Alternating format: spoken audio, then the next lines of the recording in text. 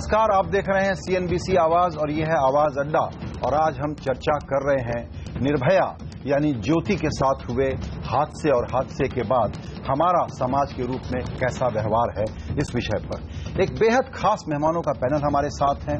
हमारे साथ retired IPS doctor Kiran Bedi और बेहद वरिष्ठ वकील और बहुत साफ राय रखने वाले उज्जवल निकम मुंबई से हमारे साथ हैं। अमी याग्निक कांग्रेस पार्टी की प्रवक्ता हैं और दिल्ली महिला आयोग की अध्यक्षा स्वाति पालीवाल। चारों मेहमानों का वक्त निकालने के लिए बहुत शुक्रिया मैडम। बहुत संजीदा दिन है आज का, संडे का दिन है। 125 करोड़ लोगों के मन में जो दर्द है वो शायद आज मीडिया पे अंडरस्टेट होकर के दिख रहा होगा, जो थोड़े बहुत प्रदर्शन वगैरह हो रहे हैं। प्रोवोकेटिव नहीं होना चाहेंगे हम, लेकिन एक सवाल उज्जवल निकम साहब के साथ शुरू करूंगा और वो ये, क्या आज के दिन बिना किसी राइडर के, पॉलिटिकल क्लास के पूरी तरह से निंदा का दिन नहीं है क्या? कि एक नया कानून बना करके लेके आना था, उसमें वो पूरी तरह से फेल हो गए और ये बात पूरे देश के हर शख्स को छुभ रही है। निकम साहब, मैं मानता हूं बिल्कुल कि आज ये वक्त का तगादा था कि ऐसा कानून हमारे राज्यसभा में अभी भी पेंडिंग है। ये बड़ी हमारी दुर्भाग्य की बात है। पॉलिटिकल क्राइसिस कुछ भी हो, लेकिन जिस पे आम जनता का एक सवाल, इंटरेस्ट का सवाल है, उस सवाल में एक यूनिटी, कन्फर्मिटी आनी चाहिए थी, ऐसा मुझे लगता है। क्योंकि मुझे मालूम है कि 2006 के पहले एक 16 साल ही उम्र थी, लेकिन फिर उसमें बाद कानून में बदलाव लाया, फिर वो 18 साल की उम्र कर दी और फिर सुप्रीम कोर्ट ने कहा कि इसको रेट्रोस्पेक्टिव इफेक्ट देना जरूरी है। इसलिए अगर हम आज कानून लाते थे जो उम्र कम करके 18 साल से 16 साल तक, तो आज की ये नौबत नहीं आती थी। क्योंकि मैं ये कहता हूं कि आज हमें जरूरी है कि क्लासिफिकेशन जुवेनाइल में करना बहुत जरूरी है। मैं ये नहीं कहूंगा कि हर कोई नाबालिग को कड़ी सजा चाहिए। मैं ये जरूर कहूंगा कि नाबालिग को कुछ हद तक प्रोटेक्शन की जरूरत है, लेकिन इसका मतलब ये नहीं है कि जो गुनाह प्रीवियस प्लानिंग है, जिसमें क्रूएल्टी है, ब्रुटैलिटी है, जिसकी मेंटल मैच्योरिटी कई भी बालिग के लड़के के साथ है, उनके लिए कड़ा सजा का प्रावधान चाहिए। जी बिल्कुल, इस बात को आगे बढ़ाएंगे, लेकिन एक दूसरी तस्वीर जो बहुत डिस्टर्बिंग है, किरण बेदी मैडम आपके पास आऊंगा। हादसे का दिन है बद्रीनाथ सिंह के लिए, निर्भया के पिता और उनकी माता के लिए। आज उनके पास कोई नेता फोटो अपॉर्चुनिटी के लिए मिलने नहीं गया। वो मिलने के लिए इंडिया गेट आए, उनको जाने नहीं दिया गया। उनको कहा गया आप जंतर मंतर से आगे नहीं जा सकते। आज का प्रदर्शन तो पूरे देश का प्रदर्शन था। सरकार की भावनाएं, सत्तारूढ़ पार्टी की भावनाएं इसके साथ हो सकती थी। आज का प्रदर्शन तो फेलिसिटेट करना चाहिए था, फैसिलिटेट करना चाहिए था। आज तो सहूलियत दे करके इसको करवाना चाहिए था। Kiran Bedi madam, yes, because सरकार के पास कोई सोल्यूशन नहीं था, सोल्यूशन नहीं है। और एक तरफ आपको कानून व्यवस्था रखनी है और दूसरी तरफ आपके पास कोई सोल्यूशन भी नहीं है। आज सरकार के पास समाधान क्या है? कानून के पास क्या समाधान? सरकार तो समाधान लाती, अगर कानून में समाधान होता। जुवेनाइल जस्टिस एक्ट में कोई समाधान है ही नहीं। उसको एक बारी जब छोड़ दिया तो आपने एक छोड़ना पड़ेगा, क्योंकि आप उसको करेक्शनल होम में रख ही नहीं सकते, क्योंकि कानून आप पीछे से अमेंड नहीं कर सकते। और इस दौरान आपने कोई रूल्स भी नहीं बनाए जो एग्जीक्यूटिव बना सकती थी। कोई रूल्स बनाते जो कम से कम कोई तो अंकुश लगता, लेकिन कोई रूल भी नहीं बनाए। सो इसमें कानून भी फेल किया, लेजिस्लेचर ने भी फेल किया। कानून जो इस वक्त है उसने ऐसी सिचुएशन को एंटिसिपेट नहीं किया था। लेजिस्लेचर ने, जैसे निगम साहब ने बोला, कानून आपने नया नहीं बनाया। एग्जीक्यूटिव ने फेल कैसे किया? क्योंकि आपके पास रूल्स के में पावर थी, आपने अपने रूल भी कोई नया नहीं बनाया ऐसे व्यक्ति के लिए। सो इसलिए तीनों में फेल हो गए। अब सवाल उठता है कि अब आपने कानून व्यवस्था तो मेंटेन करनी है, तो आपके पास समाधान है ही नहीं।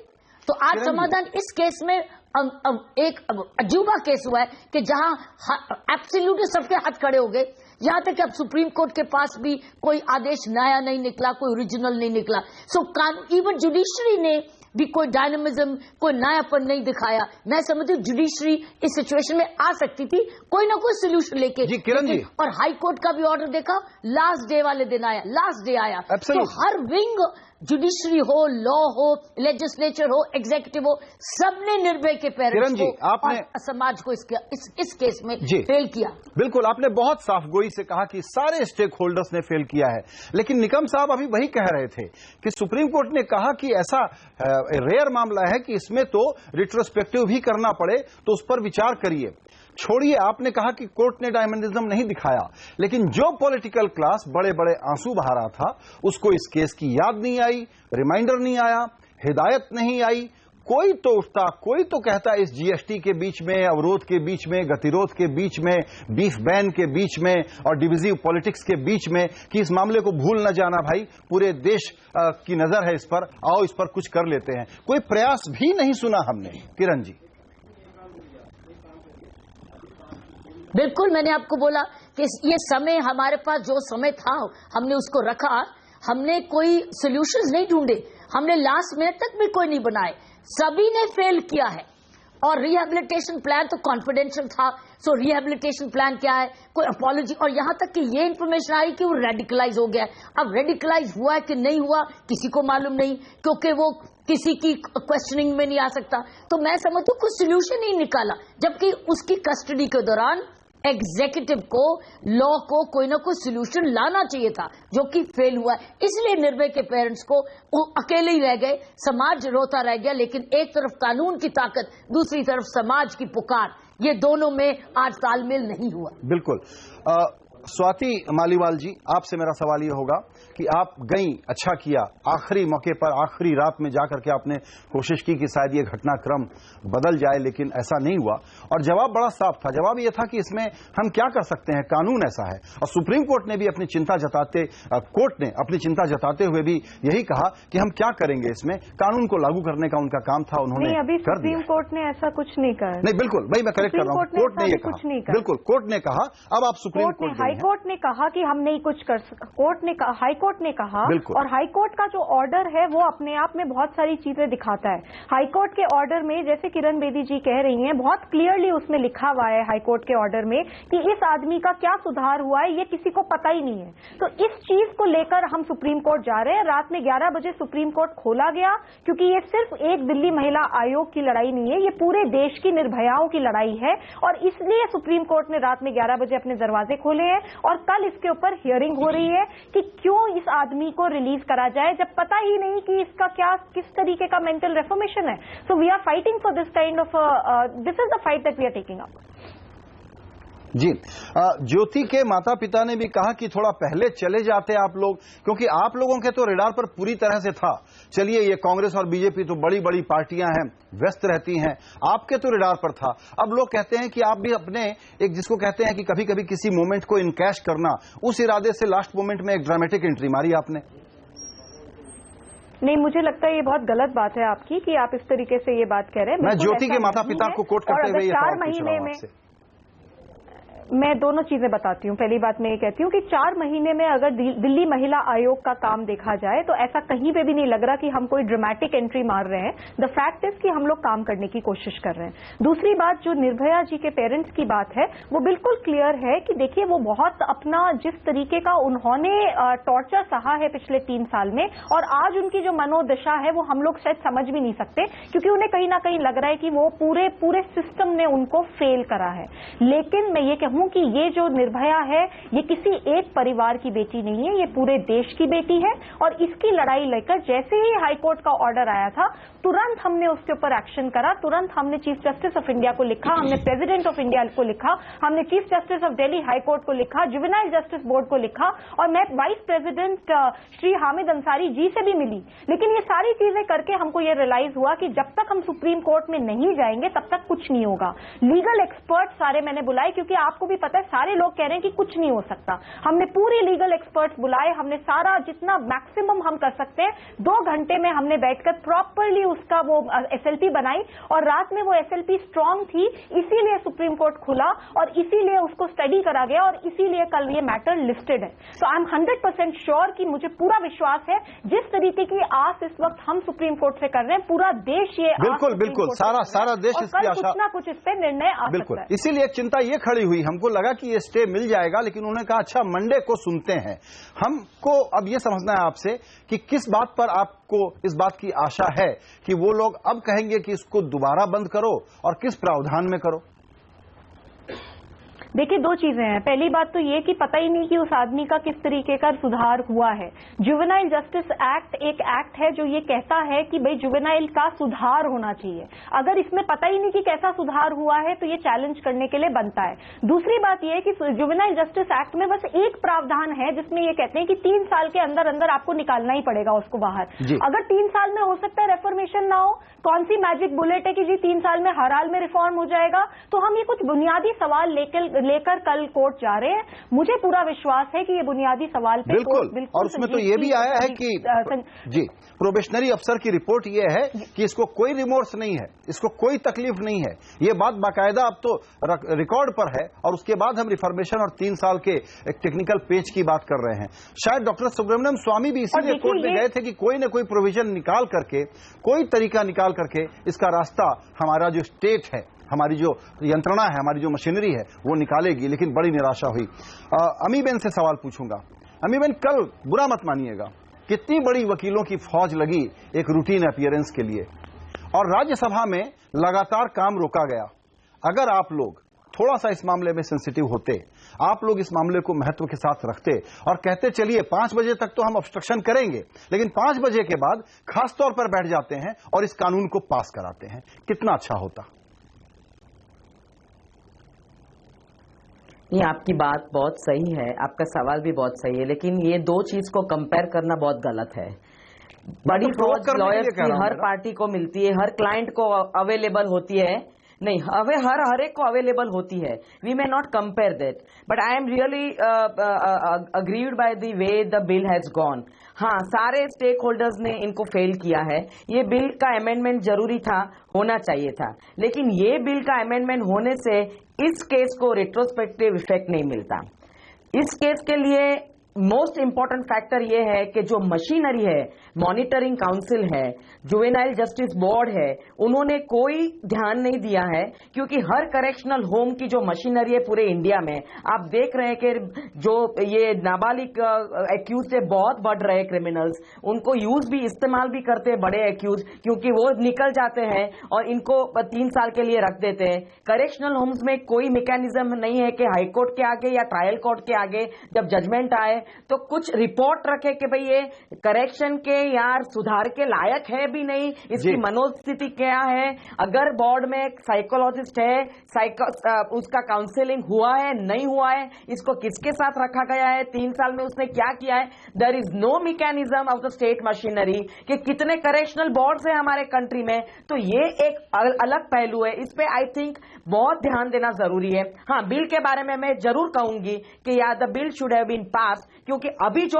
आंकड़े बढ़ रहे हैं, जो 1100-1200 केस हो गए इस साल, जो पहले 300-400 थे, तो उसके लिए काम आएगा। लेकिन इस पर्टिकुलर केस के लिए आई थिंक सुप्रीम कोर्ट और high court should have taken note कि ही इज बियॉन्ड करेक्शन। तो कल क्यों नहीं सुबह सुबह जब सोमवार को संसद खुले तो सबसे पहले आप ही की पार्टी पहल कर ले, राज्यसभा में मेजॉरिटी है, माफी मांगे और कहे कि आइए इस बिल को लाइए, अभी अगले 1 घंटे में पास कराते हैं।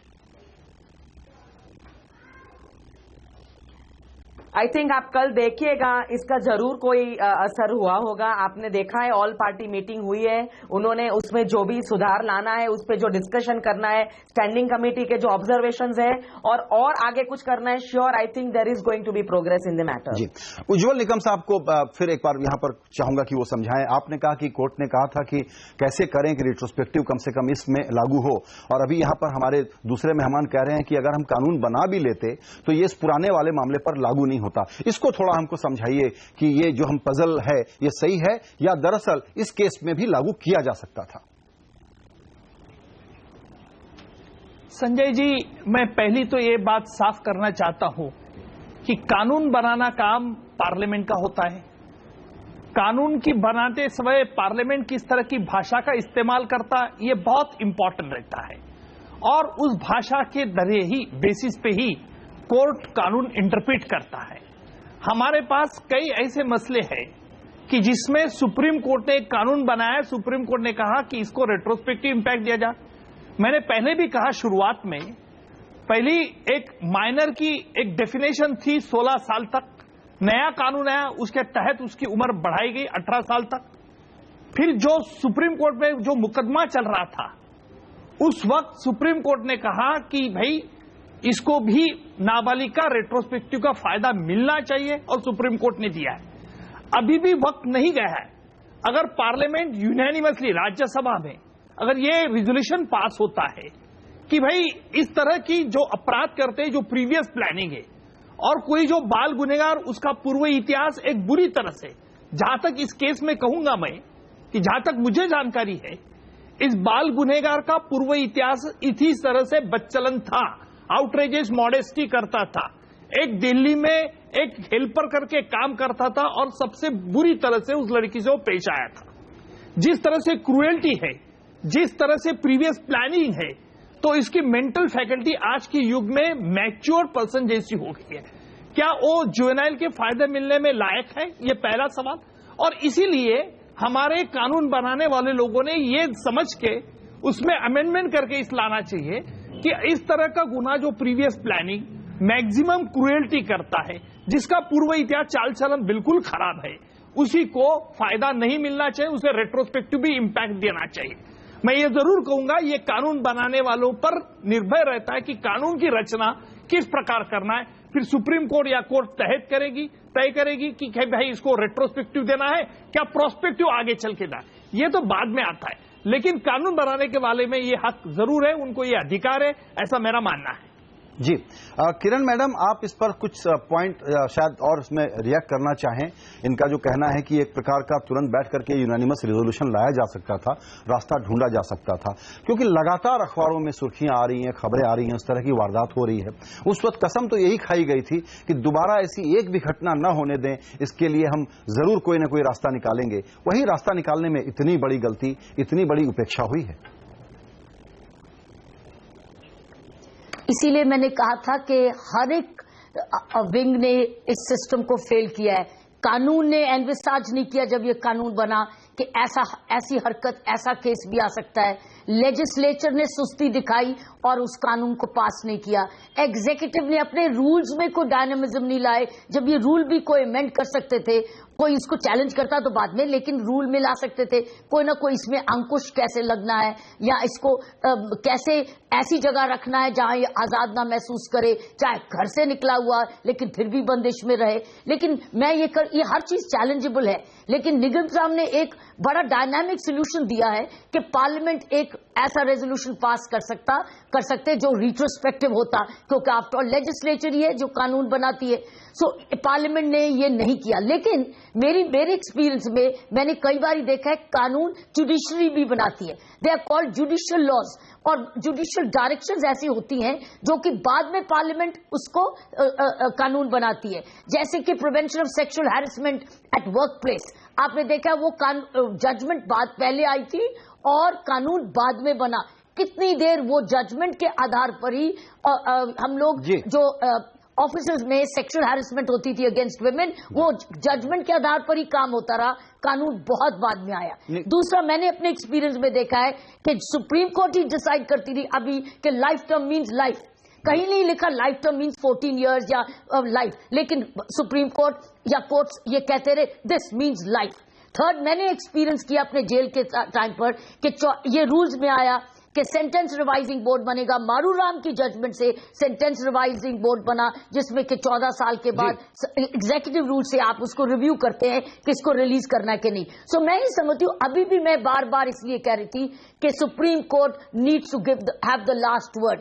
अभी भी सुप्रीम कोर्ट में हमारे पास आशा है कि कोई ना कोई डायनामिज्म दिखा सकते हैं। आपने देखा नहीं, सुब्रतो बोस को अभी तक उन्होंने, जब तक उसने उधार नहीं उठाए हैं, अभी तक उन्होंने जेल में रखा, उसकी नई जमानत ली है। आपने देखा सुप्रीम कोर्ट कितने जबरदस्त, उसको नहीं रिहा किया। बिल्कुल, तो सुप्रीम कोर्ट चाहे तो अभी भी कोई ना कोई समाधान निकल सकता है। ये 2 पॉइंट उज्ज्वल निकम साहब आपके पास लेके आएंगे फिर से, कि एक तो सुप्रीम कोर्ट में अब एक SLP दायर हो गई है और कल उस पर विचार करेगी वो, और दूसरा ये जो मैडम कह रही हैं कि सुप्रीम कोर्ट भी कोई ना कोई इसमें अपने तरफ से भी रास्ता निकाल सकता था। ऐसा नहीं था कि पार्लियामेंट के बगैर ये काम कोर्ट अपने तरफ से कोई स्पेशल प्रोविजन नहीं कर सकता था। मैं बेदी साहब मैडम की भावना समझ सकता हूं, लेकिन जहां तक कानून मुझे समझता है ये साफ है कि सुप्रीम कोर्ट का काम कानून का इंटरप्रिट करना है, कानून लिखना नहीं है। ये कई बार कह लिया। और इतना ही, अगर सुप्रीम कोर्ट कानून बनाना शुरू कर देंगी तो लेजिस्लेचर का काम क्या होगा, पार्लियामेंट का काम क्या होगा। इसलिए सुप्रीम कोर्ट ने कई जजमेंट में बताया कि हम कानून नहीं ले डाउन करेंगे। आज हालांकि जो कानून है वो कानून यही कहता है कि नाबालिग को 3 साल में रिफॉर्मेशन के लिए क्यूरेटिव सूद में रखना चाहिए, लेकिन सुप्रीम कोर्ट इस हद के बाहर नहीं जा सकता है। सुप्रीम कोर्ट इस पर जरूर कह सकता है कि ये कानून में संशोधन करना जरूरी है, क्योंकि आज हमारे पास ऐसा कोई मैकेनिज्म नहीं है कि वो जुवेनाइल अगर 3 साल रहता है तो उसका चलन कैसा है, किस तरह से बर्ताव करता है, उसमें रिफॉर्म हुआ है कि नहीं, उसमें क्यूरेशन हुआ है कि नहीं, इस तरह का मैकेनिज्म कोई नहीं है। तो सुप्रीम कोर्ट कह सकता है, क्योंकि जब मैं इंटरनेशनल काउंटर टेररिज्म कॉन्फ्रेंस में गया था, United Nations Organization Security Council ने रखा था न्यूयॉर्क में 3 साल पहले, तो आई वाज रिप्रेजेंटिंग इंडिया, तो और वहां मैंने ये कहा कि हमें एक धोखा ऐसा हो सकता है कि जी, उनकी आवाज एक बार अभी कट गई है, हम दोबारा उनकी पूरी बात सुनेंगे। तब तक अमीबेन फिर से आपके पास कि अब इस मामले में आगे पॉलिटिकल रिस्पांस के तौर पर दरअसल क्या होना चाहिए, क्या किया जाना चाहिए। आपने देखा कि दिल्ली महिला आयोग ने एक पहल की है और कल सुप्रीम कोर्ट शायद उस पर कुछ ऐसा रिस्पांस करे जो कि हमारी पूरी भावनाओं को एड्रेस करता हुआ तो हो, लेकिन संसद में क्या होना चाहिए?